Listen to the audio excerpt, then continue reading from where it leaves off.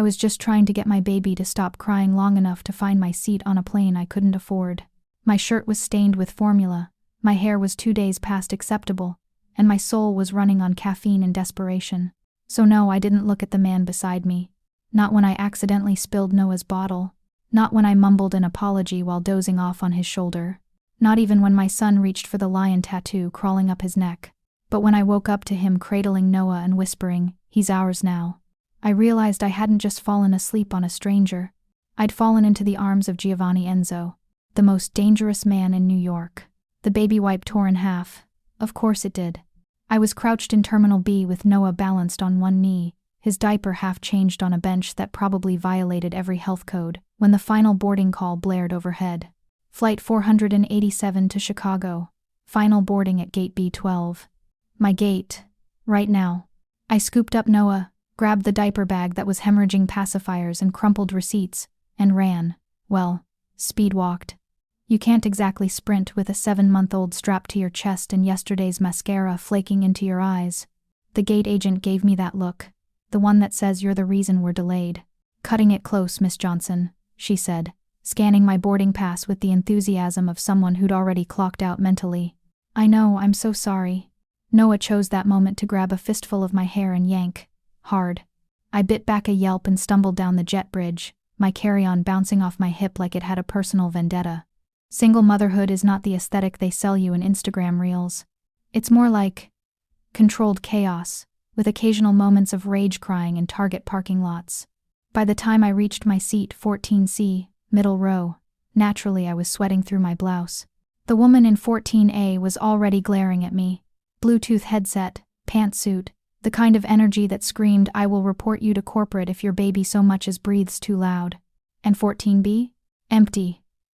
Thank God. I collapsed into 14C, wrestled Noah into my lap, and tried to catch my breath. The diaper bag exploded across the floor. A bottle rolled under the seat ahead. A pacifier landed on Bluetooth lady's briefcase. "Sorry," I mumbled, snatching it back. She didn't respond, just repositioned her headset and went back to her very important spreadsheet. Fine. I didn't need friends. I needed this flight to be over so I could get to Chicago, attend my cousin's wedding, and pretend for 48 hours that my life wasn't held together by duct tape and prayer. The flight attendant began the safety demonstration. Noah squirmed. I bounced him on my knee, making those ridiculous cooing sounds that only work half the time. Then the cabin door opened one last time, and he walked in. Tall, leather jacket that looked like it cost more than my rent. Dark hair slicked back, jawline sharp enough to cut glass. But it was the tattoo crawling up his neck, a roaring lion, fierce and intricate, that made my breath hitch. He moved down the aisle like he owned it. People shifted in their seats. Eyes followed him, and when he stopped at row 14, his gaze dropped to the empty seat beside me. 14B. Of course. He didn't ask permission. He didn't smile. He just lowered himself into 14B, with the kind of controlled grace that made me think of predators and expensive whiskey. I tried not to stare. Failed miserably. Up close, he was even more intimidating. The leather jacket was butter soft, worn in that way that suggested it had seen things. The lion tattoo curved from his collarbone up to his jaw, its eyes almost glowing in the cabin light, and his hands scarred knuckles.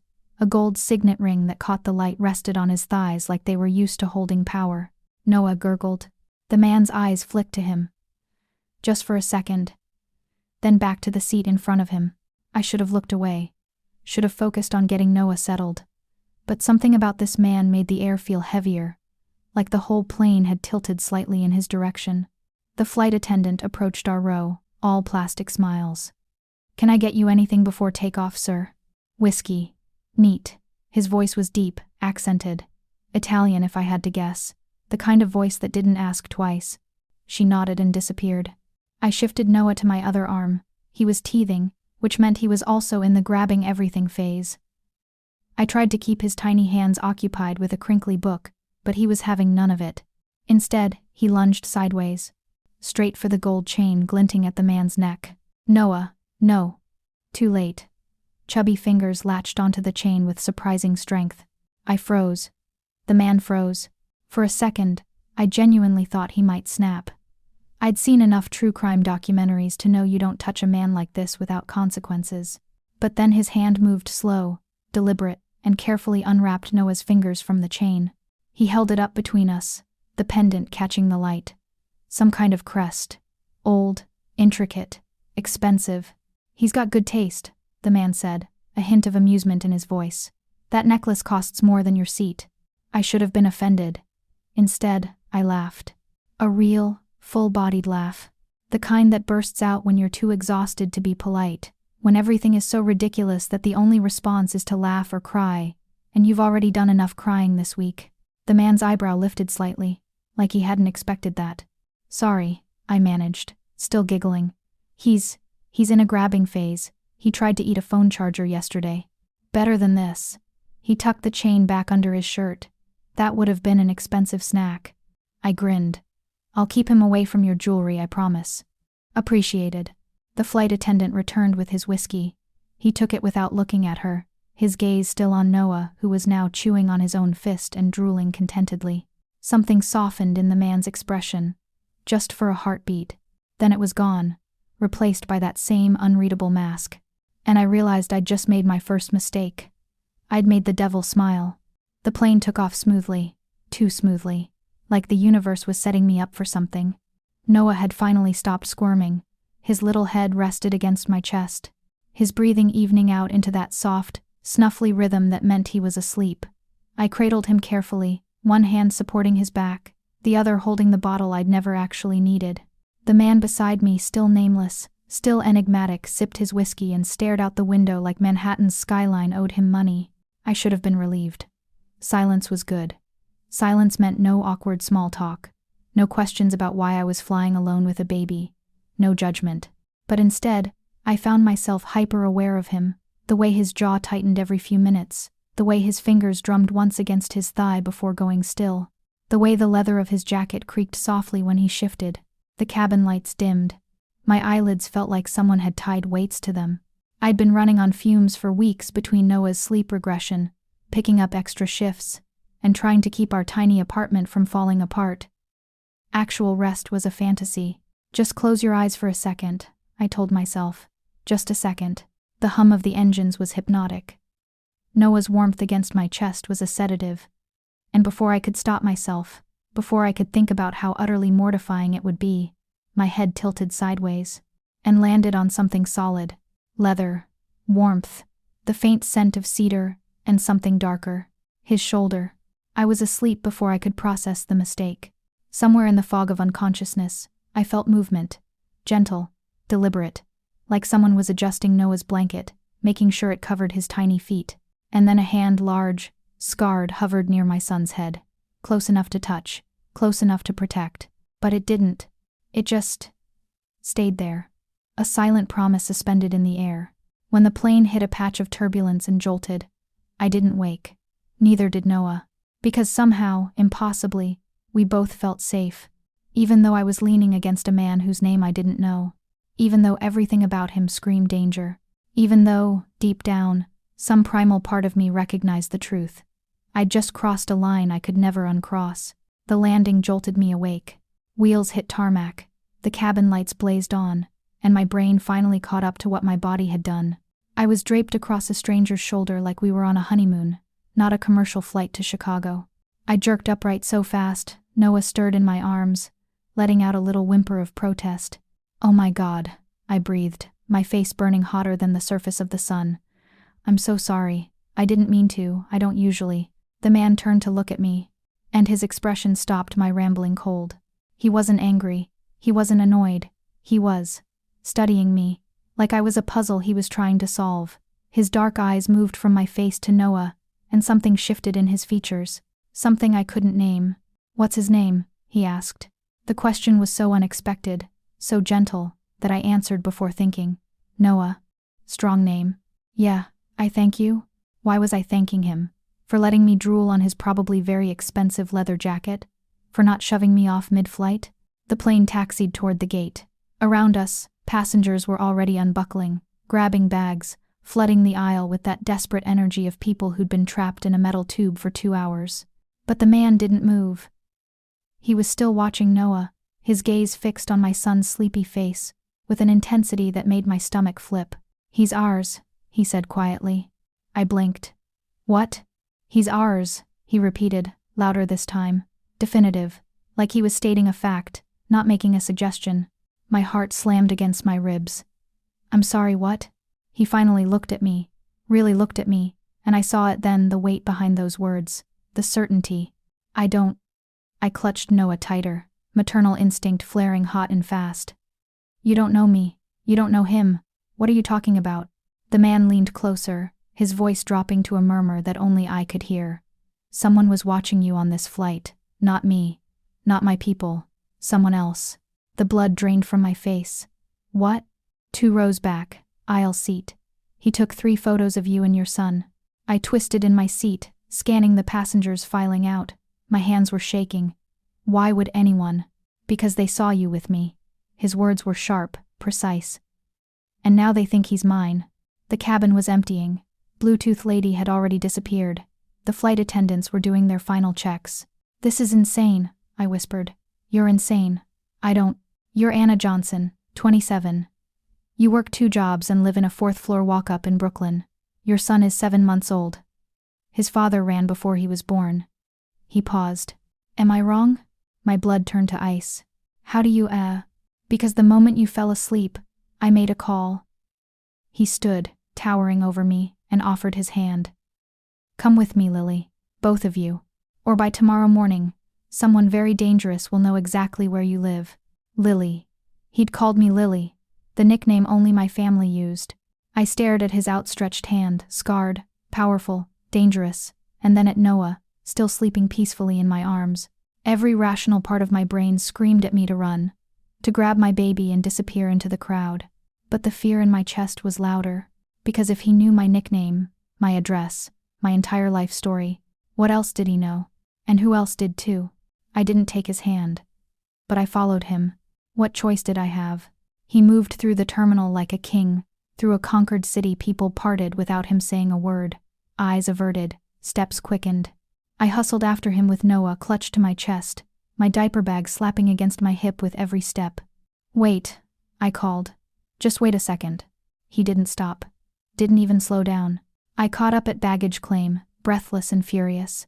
"You can't just, who are you? Why would someone be watching me?" He pulled a phone from his jacket, typed something, and pocketed it again. All without looking at me. "Answer me!" My voice cracked, louder than I intended. A few heads turned. That got his attention. He stepped closer, his presence swallowing the space between us. "Keep your voice down." "Or what?" I shot back, though my bravado was paper thin. "You'll what? Kidnap me?" "Because that's what this feels like. If I wanted to kidnap you, Lily, you wouldn't be standing here arguing with me." The way he said my name like he'd earned the right to use it made my skin prickle. "Then what do you want?" "To keep you alive." The carousel groaned to life. Bags tumbled onto the belt. Around us, travelers jockeyed for position, oblivious to the nightmare unfolding 2 feet away. He reached out and grabbed a sleek black suitcase as it passed. Of course, his luggage was the first off. Of course it was. "You don't know me," I said, quieter now. "You don't owe me anything. So why?" "Because your son's father is Carlo Rossi." The name hit me like a fist. Carlo. The man who'd ghosted me the second I told him I was pregnant. The man who'd blocked my number, moved apartments, erased himself from my life so completely that I'd wondered if he'd ever existed at all. "How do you—" "Carlo Rossi is my enemy," he said, his voice flat, "which means anyone connected to him is in danger, including you, including Noah." My knees felt weak. I haven't seen Carlo in over a year. I don't know where he is." "Doesn't matter." He nodded toward the exit. "They know you exist now, and they'll use you to get to him. This is insane. Welcome to my world." The SUV was waiting at the curb, black, tinted windows, engine purring like a predator at rest. 2 men in dark suits flanked the vehicle. They didn't speak, didn't smile, just opened the door and waited. "Absolutely not," I said, backing up a step. "I'm not getting in that car." "Yes, you are. You can't make me." His eyes flashed. "You want to test that theory?" Noah whimpered, sensing my tension. I bounced him gently, trying to soothe him while my heart hammered in my chest. "Look," I tried, desperate now. I appreciate the warning, okay? But I can take care of myself. I'll call the police. The police can't protect you from the Rossi family." He stepped closer, his voice dropping. "Do you know what they do to loose ends, Lily? To people who know too much or matter too little? They don't leave witnesses. But I don't know anything. You had his child. That's enough." The traffic around us blurred. Car horns, shouting, the smell of exhaust and burnt rubber. Everything felt surreal, like I'd stepped into someone else's nightmare. One of the suited men checked his watch. "Boss, we need to move." "Boss?" Of course he was the boss. "Please," I whispered, hating the desperation in my voice. "Just let me go. I'll disappear. I'll take Noah, and—" "Where?" He cut me off. "Brooklyn? Chicago? They'll find you in hours. Maybe less." "Then, what am I supposed to do?" "Trust me." I almost laughed. Trust him? The tattooed stranger who knew everything about me and had offered exactly 0 explanations? But then I looked at Noah, at his tiny, perfect face, at the way his fingers curled against my shirt, trusting me to keep him safe. And I thought about Carlo, about the way he'd vanished, about the cold, empty apartment I'd returned to, 9 months pregnant and alone. If Carlo had enemies like this, if Noah was in danger because of a man I'd tried so hard to forget, then what choice did I have? "If you hurt us," I started. "I won't." "If you try anything," "I won't. I don't even know your name." He held my gaze for a long moment. And then, with the faintest hint of something that might have been amusement, he said, "Giovanni Enzo." The name hit me like a second punch. Giovanni Enzo. The Giovanni Enzo. The name whispered in bodegas and news headlines. The Mafia boss who controlled half of New York's underworld. I'd just fallen asleep on the shoulder of the most dangerous man in the city, and now I was about to get in his car. "Come on," he said, gentler now, "before they find us." Against every screaming instinct, I climbed into the SUV. The door closed behind me with a heavy, final thunk. And just like that, my old life disappeared into the rearview mirror. The elevator didn't have buttons, just a keycard slot and a fingerprint scanner. Giovanni pressed his thumb to the glass, and we shot upward so fast my ears popped. Noah fussed against my chest. I held him tighter, whispering promises I wasn't sure I could keep. When the doors opened, I forgot how to breathe. The penthouse stretched out like a magazine spread come to life. Floor-to-ceiling windows overlooking Manhattan. Crystal chandeliers that scattered light like diamonds. Marble floors so polished I could see my reflection. And everywhere, men in suits. Watching, waiting. "This way," Giovanni said, leading me through the sprawling space. I followed numbly, taking in the details. Leather furniture. Abstract art that probably cost more than my entire life. A bar cart stocked with bottles I'd only seen behind locked glass. He stopped at a door and opened it. "This is your room. Ensuite bathroom. Anything you need, ask." I stepped inside. The room was bigger than my apartment. A king bed with linens that looked like clouds. A crib already assembled in the corner. "A crib. You had this ready," I said slowly. "You knew I'd come. I hoped you'd make the smart choice." I turned to face him, anger bubbling up through the fear. "This isn't a choice. You backed me into a corner. I gave you options. You picked the one that keeps you breathing. You call this breathing?" I gestured around us. "This is a prison. This is protection. Same thing to you, apparently." He didn't flinch, didn't argue, just stood there in the doorway, backlit by the hallway, looking every inch the monster people said he was. "There's formula in the kitchen," he said finally. "Diapers in the closet. Anything else, tell Marco." He nodded to one of the suited men hovering nearby. "And you?" I asked, my voice smaller than I wanted. "Where will you be?" His eyes met mine, dark, unreadable, burning with something I couldn't name. "Close." And then he was gone, the door clicking shut behind him. I stood there in the beautiful, suffocating room, holding Noah, and wondered what I'd just walked into. Outside the windows, Manhattan glittered like a promise, but all I felt was the bars closing in. I didn't sleep, couldn't. Every creak, every distant voice, every shadow that passed beneath the door made my pulse spike. I sat in the oversized chair by the window, Noah sleeping against my chest, and watched the city breathe below us. 3 a.m. came and went, then 4. That's when the door opened. I jerked upright, clutching Noah tighter. "Who?" "It's me." Giovanni's voice cut through the darkness, low and steady. He stepped into the room, still wearing his dress shirt but with the sleeves rolled up, the top buttons undone. He looked exhausted, human, almost. "I didn't mean to scare you," he said, though he didn't sound particularly sorry. "What are you doing here?" My voice was hoarse from lack of sleep and too much fear. "Checking on you." "At 4 in the morning?" He moved to the window, standing beside my chair but not looking at me. Just staring out at the skyline like it held answers he couldn't find anywhere else. "I don't sleep much," he said finally. "That makes 2 of us." A ghost of a smile touched his lips. "You should try. You're safe here." "Safe." I let the word hang between us, bitter and sharp. "That's what you keep saying. But you won't tell me why. You won't tell me what's really happening." He was quiet for a long moment. Then, so softly I almost didn't hear it, "My sister used to sit in that chair. When she couldn't sleep." My breath caught. "Your sister?" "Isabel." He said her name like a prayer, or a wound. "She was 23 when they killed her. The Rossi family. Because she saw something she wasn't supposed to see." The air between us shifted. Suddenly, the penthouse felt smaller, more intimate. "I'm sorry," I whispered.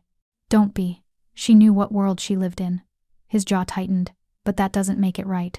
I looked down at Noah, his tiny chest rising and falling in perfect rhythm. Innocent. Unaware of the darkness surrounding him. "Is that why you're doing this?" I asked. "Because of her?" Giovanni finally turned to look at me. His eyes were shadowed, haunted by ghosts I couldn't see. "I'm doing this because I refuse to let another innocent person die in this war." He paused. "And because when I saw you on that plane, when I saw him, something shifted. I can't explain it. But I knew I couldn't let you walk away." The confession hung in the air, raw and unexpected. "You barely know me," I said. "I know enough." "What does that mean?" He didn't answer, just reached out and, with surprising gentleness, brushed a strand of hair from Noah's forehead. "Sleep, Lily. I'll be outside your door. No one gets through me." And then he was gone again, leaving me alone with his words echoing in the darkness. "No one gets through me." I believed him. That's what terrified me most. Morning light filtered through the curtains, warm and deceptive, like the world outside wasn't on fire. I'd finally dozed off around 5, Noah tucked safely in his new crib. When I woke, panic seized me before I remembered where we were. Giovanni's penthouse, the beautiful prison. I stumbled to the crib, my heart still racing, and found Noah awake and babbling happily to himself. Relief flooded through me. That's when I saw it. On the shelf beside the crib, tucked between stuffed animals and a baby monitor, was a gun. Matte black, compact, lethal. My stomach dropped. I grabbed Noah from the crib and backed away, my mind spinning. A gun. Next to my baby. Next to where he sleeps. I didn't knock, didn't hesitate. I stormed out of the room and down the hall, following the voices until I found Giovanni in what looked like his office. He was on the phone, speaking rapid Italian. When he saw me, fury radiating from every pore, he ended the call immediately. "What?" "There's a gun," I snapped, cutting him off. "In Noah's room, by his crib." Giovanni stood slowly. "Yes." "Yes?" My voice pitched higher. "That's all you have to say? There's a loaded weapon 3 feet from where my son sleeps, and you just yes? It's for protection." "From what? Him?" I gestured to Noah. "He's 7 months old. He can't even crawl yet. It's for you, Lily." Giovanni rounded the desk, his voice calm in a way that made me want to scream. "If someone gets past my men, past me, past every security measure in this building, you need a way to protect him." I stared at him. "You're insane." "I'm prepared. There's a difference. I don't know how to use a gun." "Then I'll teach you." The certainty in his voice stopped me cold. He wasn't joking, wasn't patronizing me. He was dead serious. "This is your world," I said quietly. "Not mine. It became yours the moment you got on that plane." He stepped closer, his gaze intense. "I won't apologize for keeping you alive, Lily, even if you hate me for it." Noah chose that moment to reach toward Giovanni, his tiny hands opening and closing. The man who'd just defended putting a gun in my baby's room looked at my son with something that might have been longing, and I hated that I understood. By noon the walls were closing in. I'd tried reading, tried playing with Noah on the soft rug in the living room, tried pretending this was normal. But every time I looked up, there was a man in a suit watching us, protecting us, trapping us. I needed air. "Can I go outside?" I asked Marco, the guard Giovanni had assigned to me. "No." Can I open a window? No. Can I do anything that doesn't involve sitting in this golden cage? He almost smiled. Almost. I'll ask the boss. 20 minutes later, Giovanni appeared. He'd showered, changed into a crisp black shirt that probably cost more than my car. He looked like power personified. You want to leave, he said. Not a question. I want to breathe. He studied me for a moment, then nodded. Rooftop. 10 minutes. The rooftop garden was stunning. Greenery everywhere, fairy lights strung between potted trees, a view that made Manhattan look like a toy city. But what caught my attention was the man standing by the edge. Not a guard. Not Marco. Someone new. Someone who made my skin crawl. Giovanni saw him at the same time I did. His entire body went rigid. Marco, he said, his voice deadly soft. How did he get up here? I don't, boss, I swear. The stranger turned, smiled, and pulled out a phone, snapping a photo of Noah in my arms before anyone could stop him. Then he was gone, disappearing through the rooftop door like smoke. Giovanni moved faster than I'd ever seen anyone move. He was at my side in 2 strides, his hand on my back, his body angled between me and where the stranger had been. Inside. Now. Giovanni. Now, Lily. I ran. Marco flanked us. The elevator ride down was suffocating. Back in the penthouse, Giovanni was on his phone, barking orders in Italian.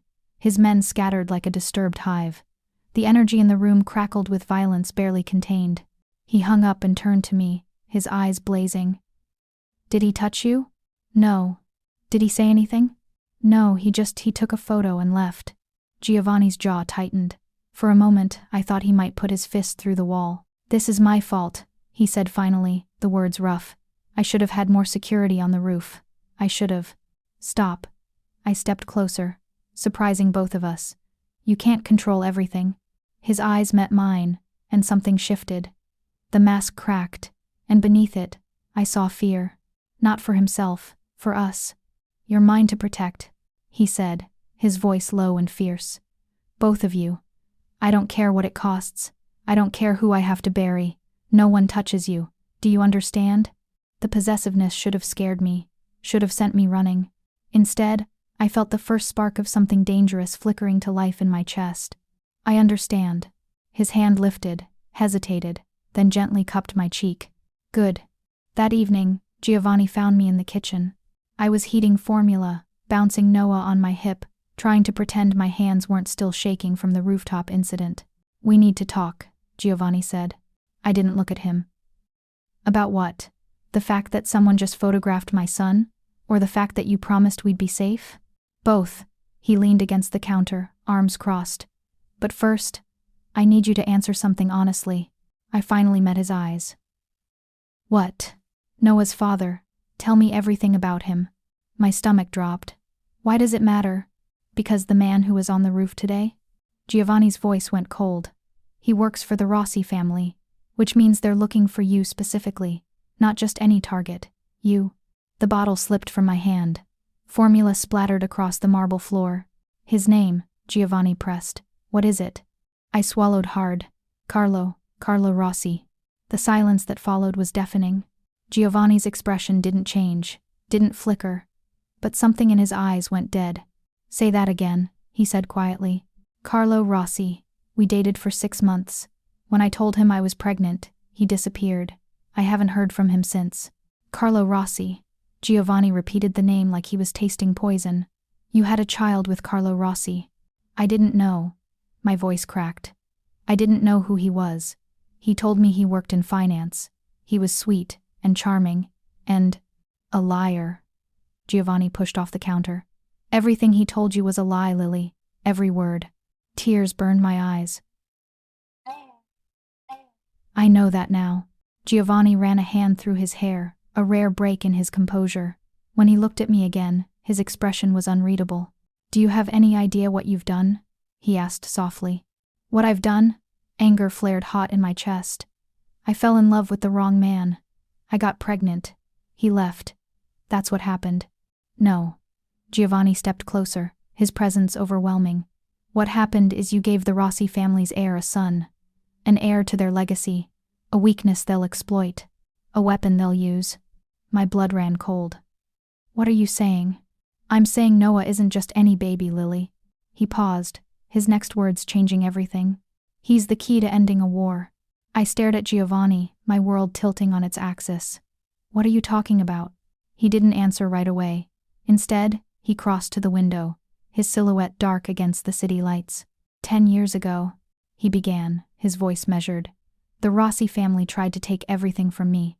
My territory, my businesses, my family. He paused. They almost succeeded. I clutched Noah tighter, sensing where this was going. They killed my father first, made it look like a heart attack. Then they went after my sister. His hands curled into fists. Isabel was collateral damage. Wrong place, wrong time. She saw Carlo execute one of my men. So he killed her too. The room spun. Carlo killed your sister? Yes. The single word carried the weight of 1,000 deaths.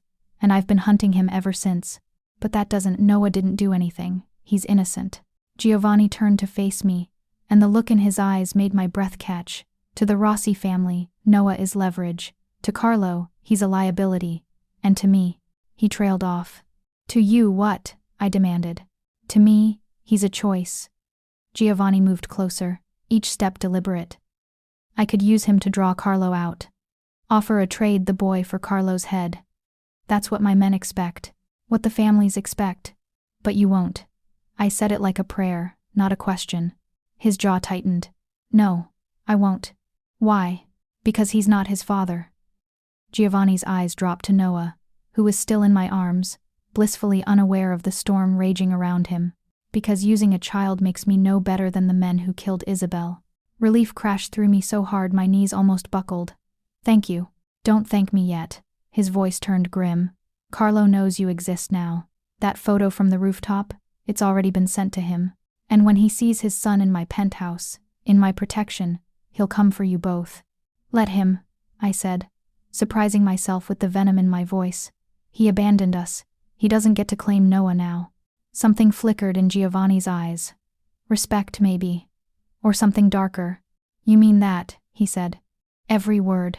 He stepped closer, close enough that I could feel the heat radiating from him. Then you need to understand what you're choosing, Lily. Staying here means you're under my protection. It means you're part of my world. It means I'm yours. The words tumbled out before I could stop them. The air between us ignited. Giovanni's hand lifted, fingers brushing my jaw with devastating gentleness. Yes. My heart hammered against my ribs. And Noah? He's mine too, not because of who his father is. His thumb traced my cheekbone, but because I choose him. I choose both of you. The possessiveness in his voice should have terrified me. Instead, it sent heat pooling low in my stomach. This is insane, I whispered. Most worthwhile things are. Noah squirmed between us, breaking the spell. Giovanni pulled back, but his eyes never left mine. Get some rest, he said, his voice rough. Tomorrow, everything changes. I couldn't sleep. Again. After putting Noah down, I paced the room, replaying Giovanni's words. Carlo knew. Carlo was coming. And somehow, despite everything, I didn't feel afraid. I felt angry. My phone, the one I'd left in my bag and forgotten about, buzzed on the nightstand. I grabbed it, expecting spam or maybe a worried text from my cousin about the wedding I'd missed. Instead, I found 12 messages from an unknown number. My blood turned to ice as I read them. I know where you are. I know who you're with. Did you really think he'd protect you? He's using you, just like I did. Bring me my son, or I'll come take him. My hands shook so badly I nearly dropped the phone. These messages, they'd been sent over the past week. Before the flight. Before Giovanni. Before I even knew Carlo was dangerous. I stumbled to the door, flinging it open. Marco was there instantly. Get Giovanni, I gasped. Now. 3 minutes later, Giovanni burst into my room, his shirt half-buttoned, gun in hand. What happened? I thrust the phone at him. He's been texting me. For a week. Giovanni's expression darkened as he read. Then he started scrolling, going back further, and further. Lily, he said slowly. When did you get this phone? 2 months ago. Why? He turned the screen toward me, showing a text from 3 months prior. One I'd never seen before. Congratulations on the baby. Let's talk. I didn't get that message, I said. I never saw it. Giovanni's jaw clenched. Because someone intercepted it. Someone who knew Carlo was the father. Someone who wanted to keep you in the dark. The implications hit me like a freight train. You think someone's been monitoring my phone? I think someone's been using you as bait. He handed the phone to Marco. Get this to Tech. I want to know every number that's contacted her, every location ping, everything. Marco disappeared. Giovanni turned back to me, and for the first time since I'd met him, he looked uncertain. I need to know something, he said. Did you love him, Carlo? The question caught me off guard. I thought I did, but looking back, I shook my head. I don't think I ever really knew him. Good. Why does it matter? His eyes burned into mine. Because I need to know if you'll hesitate when the time comes. If you'll choose him over Noah's safety. Never, I said fiercely. He gave up that right when he ran. Giovanni nodded, something like satisfaction crossing his face. Then we're on the same side. Were we ever not? He smiled a real smile, rare and devastating. No, Lily, we never were. He moved toward the door, then paused. Lock this behind me. Don't open it for anyone but me or Marco. Giovanni? He looked back. Thank you, for believing me. His expression softened, always. Morning came with unexpected softness. I woke to the smell of coffee and something sweeter. When I emerged from my room with Noah, I found Giovanni in the kitchen, standing over the stove, cooking. You cook? I blurted. He glanced over his shoulder, a hint of amusement in his eyes. I'm full of surprises.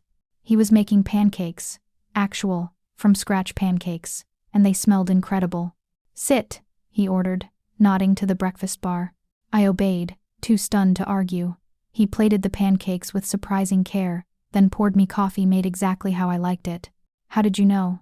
I pay attention. The domesticity of the moment was jarring. Here was the most dangerous man in New York, making me breakfast like we were a normal couple. Like he hadn't threatened to use my son as bait less than 12 hours ago. You're staring, he said. You're confusing. He set down his own mug, his expression shifting to something more guarded. How so?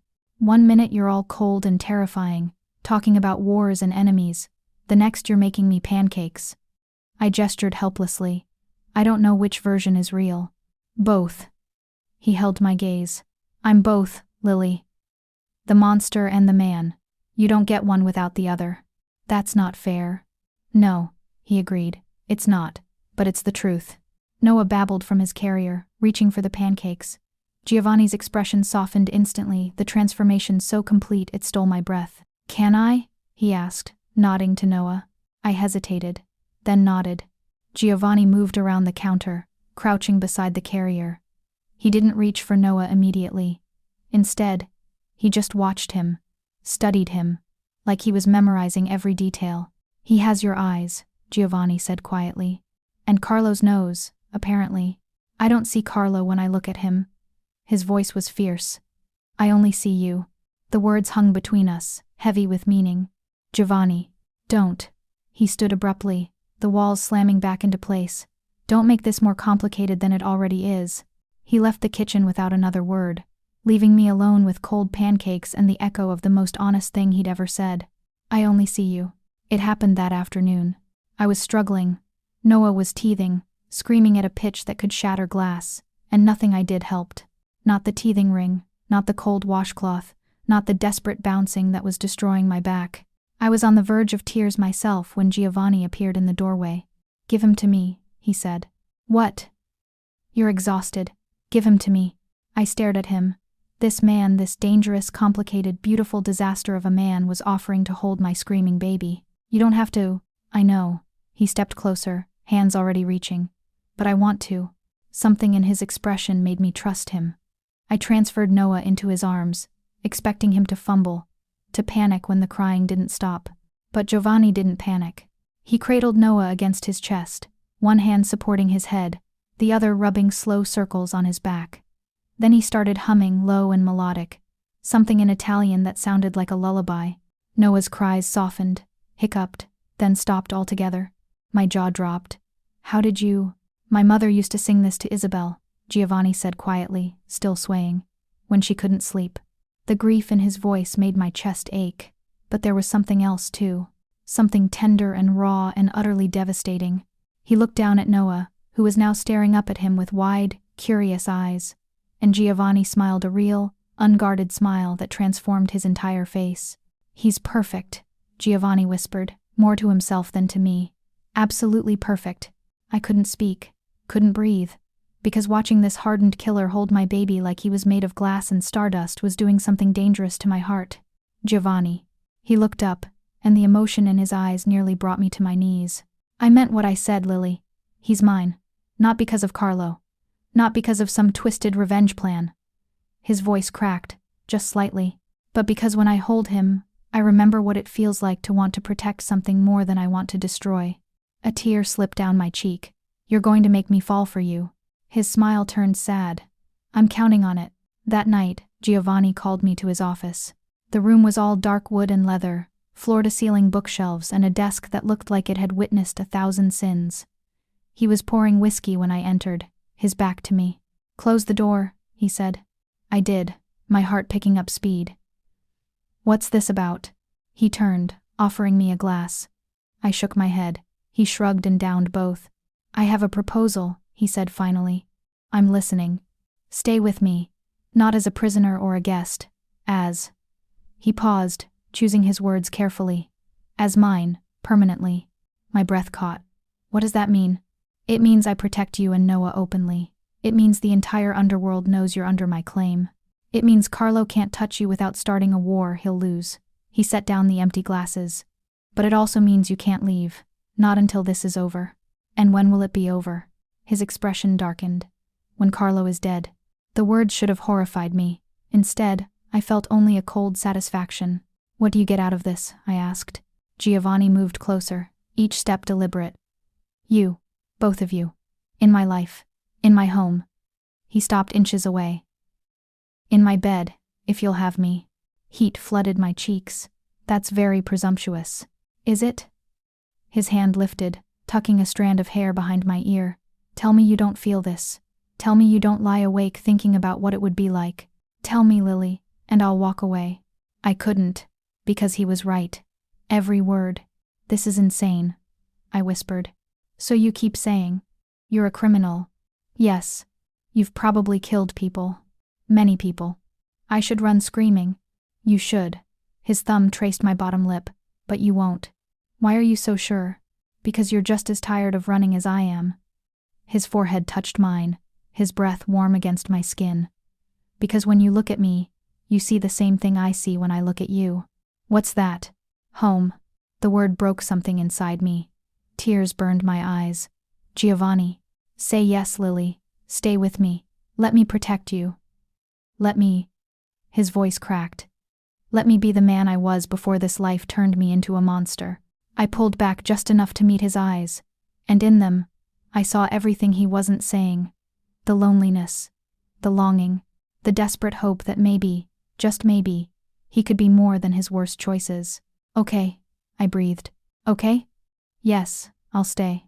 His smile was blinding, and then he was kissing me fierce and desperate and absolutely perfect. And I kissed him back, sealing the deal that would change everything. He took me to the rooftop that night. Not the garden where the stranger had found us, this was different. Higher, more private. The kind of place that felt like it existed outside the world. The city sprawled below us, a million lights promising a million different lives. But up here, it was just us, and the stars and the weight of everything unsaid. "I used to come here with Isabel," Giovanni said, his voice soft in the darkness. "She loved the view, said it made her feel small in the best way." I moved to stand beside him at the railing. "Tell me about her." He was quiet for so long I thought he might not answer. Then, "She was 23, studying art history. She wanted to open a gallery, showcase artists nobody had heard of yet." A sad smile touched his lips.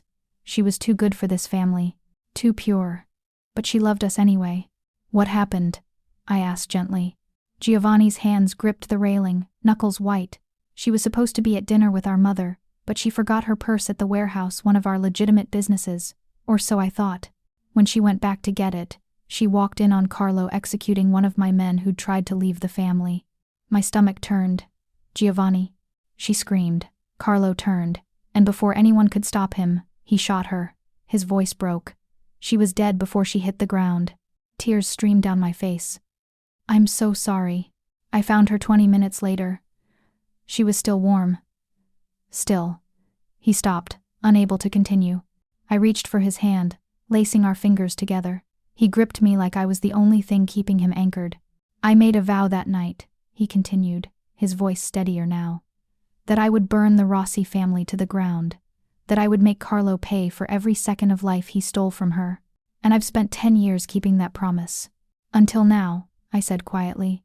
Until now. He turned to face me, his eyes reflecting the city lights. When I saw you on that plane, when I realized who you were connected to, I thought fate had finally given me the weapon I needed, Carlo's child, the leverage I'd been waiting for. But you changed your mind. No, his hand lifted to cup my face. You changed it for me. You and Noah. You reminded me that revenge isn't the same as justice.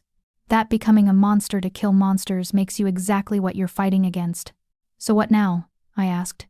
What happens with Carlo? Giovanni's expression hardened. He'll come for you.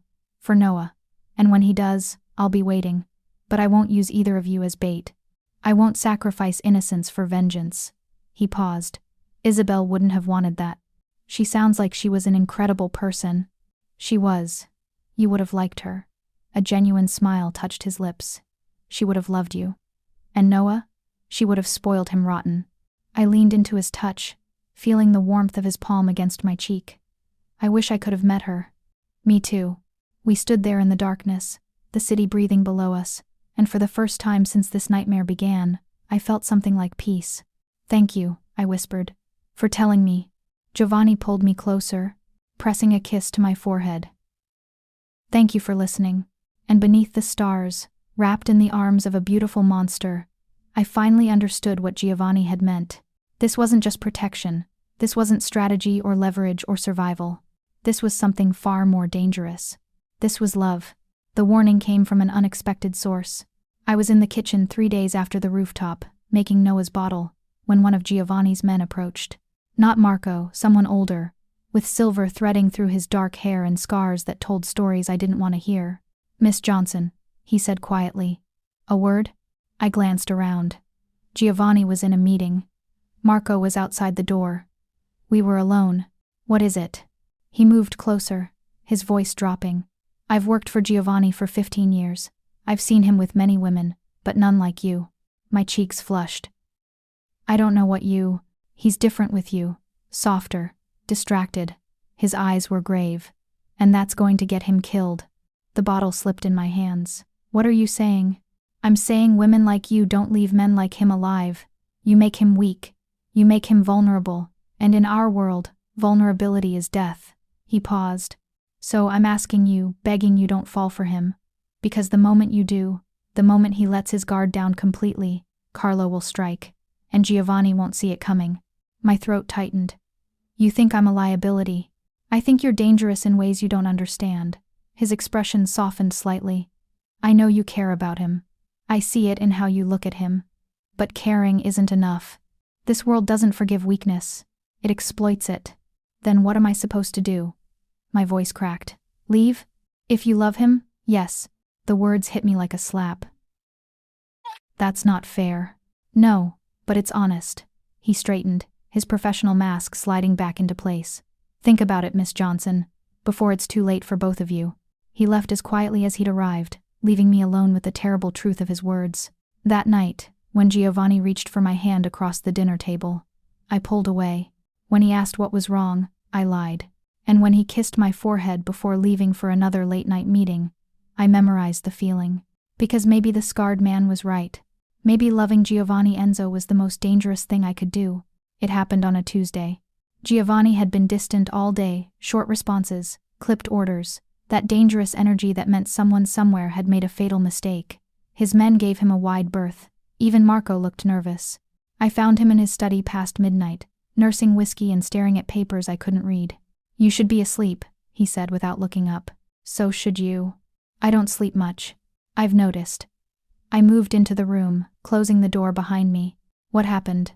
Nothing you need to worry about. Giovanni. Leave it, Lily. His voice was sharp. This isn't your world. These aren't your problems. The dismissal stung. Then why am I here? He finally looked up, and the exhaustion in his eyes nearly brought me to my knees. Because I'm a selfish bastard who can't let you go. The confession hung in the air, raw and honest. I crossed to him, my heart hammering. Then don't. You don't understand. I understand perfectly. I stood before him, close enough to touch. You're terrified, not of Carlo or the Rosses or any of your enemies. You're terrified of this. Of us. His jaw clenched. I have good reason to be. Why? Because everyone I've ever loved ends up dead. The words exploded from him, years of grief and rage pouring out. My father, my sister, every person who's ever mattered, they're gone. Because of me. Because loving me is a death sentence. Tears burned my eyes. Giovanni. So yes, Lily, I'm terrified. Because looking at you, holding Noah, imagining a life where I get to keep you, it's the most dangerous thing I've ever done. I reached for his face, forcing him to meet my eyes. Then we'll be dangerous together. Something in him broke. He surged to his feet, his hands framing my face, and kissed me like I was oxygen and he'd been drowning. I kissed him back with everything I had, all the fear and hope and desperate, foolish love that had been building since the moment I woke up on his shoulder. His hands moved to my waist, pulling me closer. I grabbed his shirt, needing him closer still. The kiss deepened, turned hungry, urgent, and then he pulled away. No, he breathed, his forehead pressed to mine. No, we can't. Giovanni, you don't want to love me, Lily, his voice cracked. I'm not the hero of this story. I'm the villain pretending he deserves a happy ending. That's not true. It is. He stepped back, putting distance between us. And one day, you'll wake up and realize what I've known all along. That I'm exactly the monster everyone says I am. He left before I could argue. Left me standing there with kiss-swollen lips and a heart breaking for a man who refused to believe he deserved to be loved. It happened at dawn. I woke to silence. Not the comfortable quiet of early morning, but the wrong kind. The kind that made my skin prickle and my heart race before my brain understood why. I ran to the crib. Empty. Noah. My voice pitched high, panicked. Noah. I tore through the room, checking the bathroom, under the bed, behind furniture places a 7-month-old couldn't possibly be. But terror wasn't rational. I flung open the door. The hallway was empty. No guards. No Marco. Nothing. Giovanni. I ran barefoot through the penthouse, screaming his name. Found him in the living room, surrounded by his men, all armed, all grim-faced. Where is he? I demanded. Where's my baby? Giovanni turned, and the devastation in his eyes told me everything. No, I whispered. No, no, no. They took him. His voice was hollow. 30 minutes ago. Breached the security system.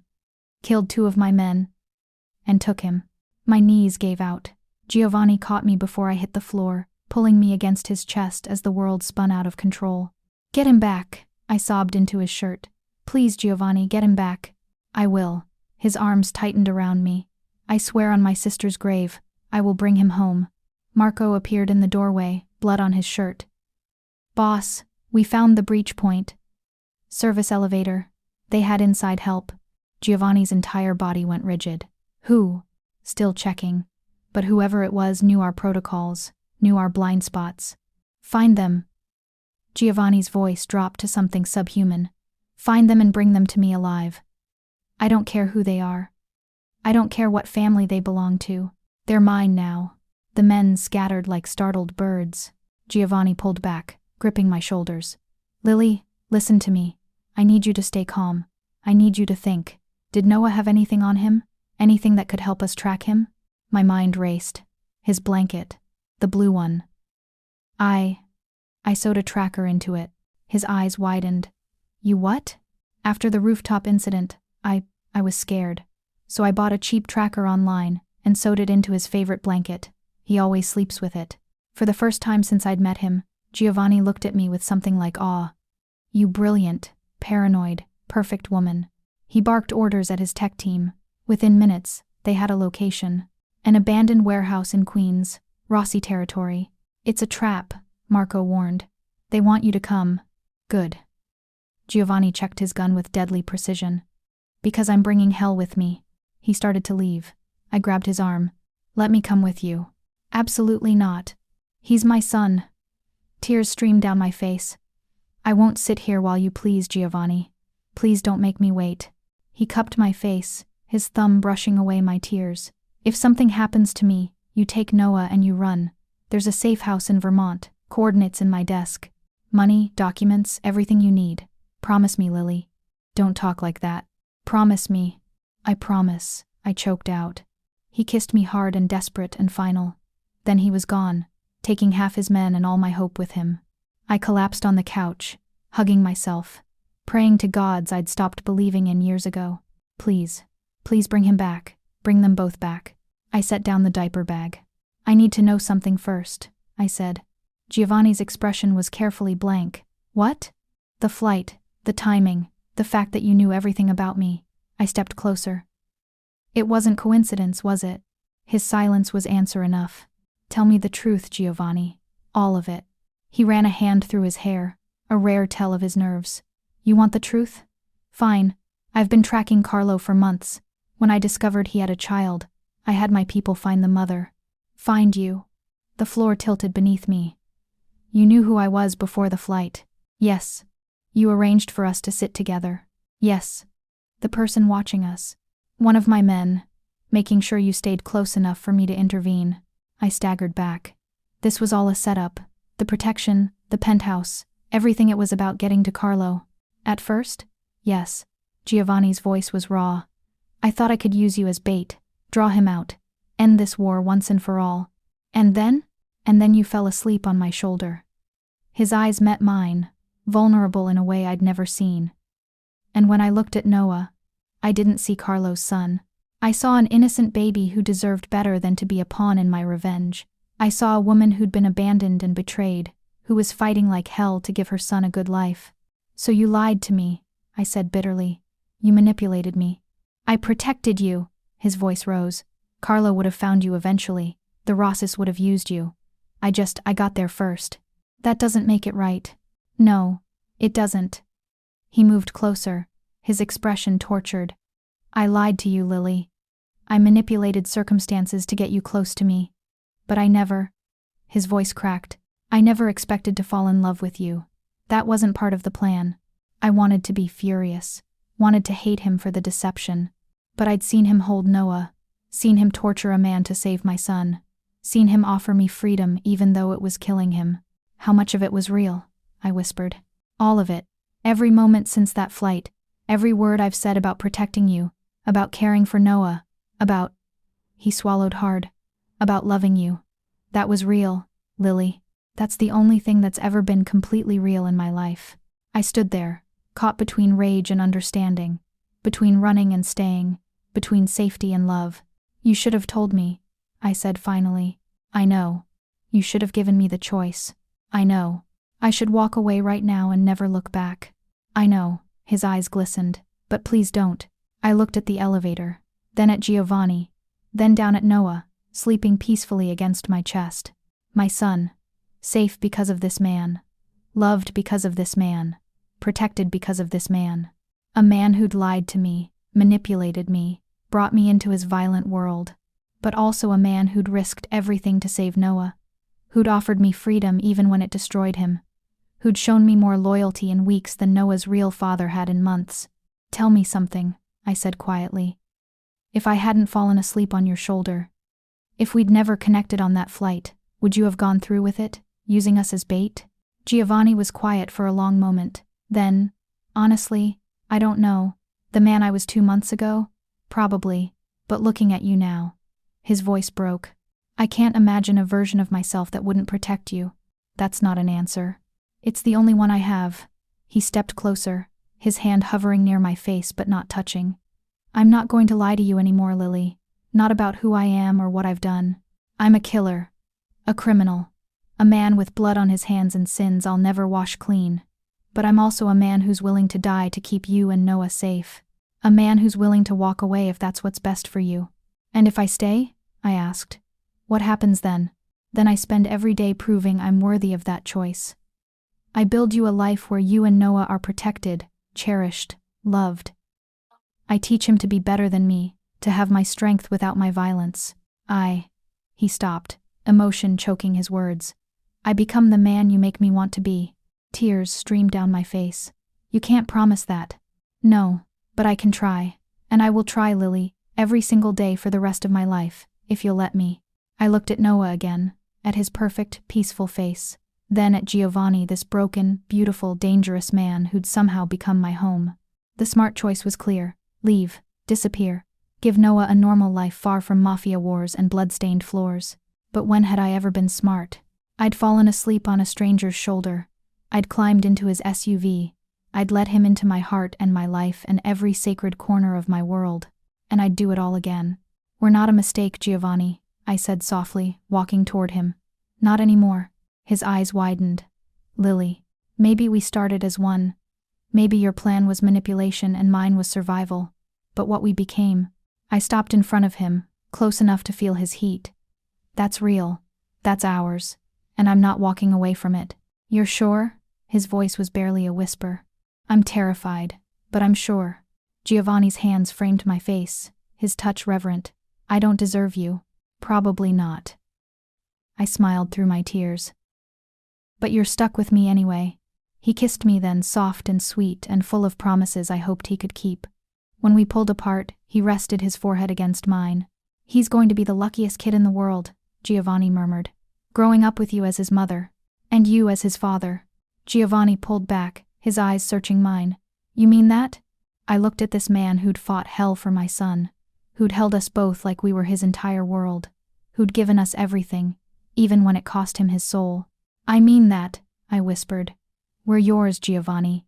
Both of us. Completely. And finally, he smiled. Not the dangerous smirk or the calculated expression, but a real, genuine, devastating smile that promised forever. Then let's go home, he said, gathering both Noah and me into his arms. And we did. Together.